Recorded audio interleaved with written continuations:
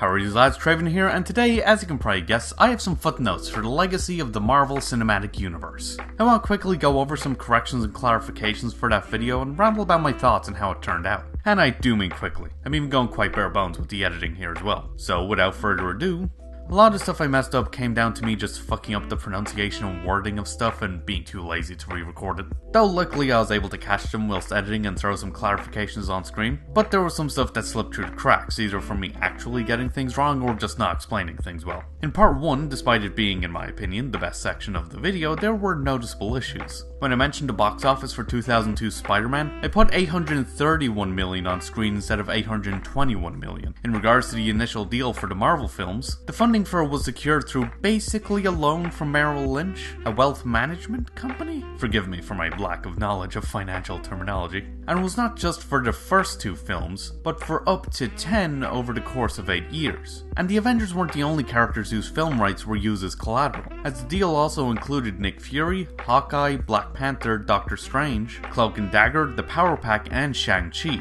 Also, Iron Man and Hulk were not originally a part of this deal, as New Line Cinema and Universal owned their respective film rights at the time, before Marvel reacquired them. And this is more of a criticism than a full-on correction, but I feel like I leaned too heavily on that 2017 Vanity Fair interview as my main source of information for this section. In part 2, when I say that entertainment uses all sorts of tropes to tell its stories, I meant to say geek entertainment uses all sorts of specific tropes. I mean, of course stories use tropes, that's literally all they are. I was trying to refer to the way that the more insular nature of the communities surrounding geek entertainment can lead to them developing specific tropes and cliches based around that community's expectations of said media, or referencing and paying homage to other works within those mediums, like how anime is full of tsunderes and yanderes, or how skin-tight costumes in superhero comics are drawn as if they're actually the character's skin and muscles instead of how skin-tight costumes actually look, and so on. I meant to refer to the specific eccentricities of geeky media, and how they can be hard to translate to more mainstream audiences and all that, but I think that point generally managed to get across in the video.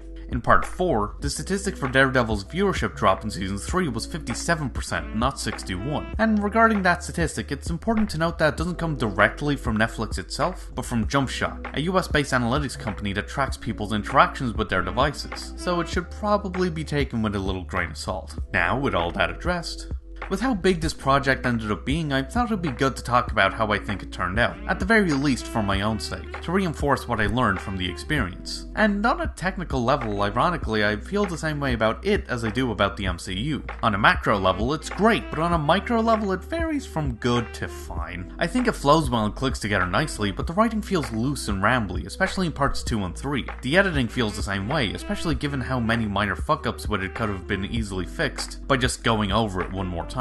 It doesn't help how obvious my reliance on trailers is either. Handbrake just didn't want to work with me when I was trying to get proper footage, so I scrambled to get stuff to make it work. Desperate times call for desperate measures. Overall, I just wish I could have given it more polish. But as I've mentioned before, it's a project that not only gave me an excuse to talk about thoughts I'd been having about the MCU for a while, but also let me try and push my video making capabilities as far as I could through its sheer scale, and the variety of topics I wanted to cover in it, which altogether I hoped would help me hone my content and give me a better idea of what I want to focus on, beyond the vague idea of talking about stuff I like. Sure, it's fun doing basically whatever, but it's becoming a bit of a strain, as it feels like I'm starting from the ground up with each video, and I think it'd help to at least have a loose structure to my stuff to alleviate that a bit. Ironically though, I ended up learning more about what I don't want to focus on. It was cool reading about the history behind all this stuff and trying to analyze these broad trends and etc, but I found myself struggling to get as invested in those discussions as I did when I talked about the shows or films themselves. It's also made me realize just how much I appreciate going into detail about the more technical and artistic aspects of the media I discuss, from how little I got to touch on it beyond a passing mention. And weirdly enough, this project has also given me a bunch of ideas for other videos to do, just from wanting to ramble about specific parts of the MCU, like Guardians of the Galaxy and Ant-Man and etc. So look forward to those at some point. But I definitely bit off more than I could chew, which became quite obvious for me when I started writing it, since at first I was doing so alongside a Traven's Top Things video. Not the smartest decision in retrospect.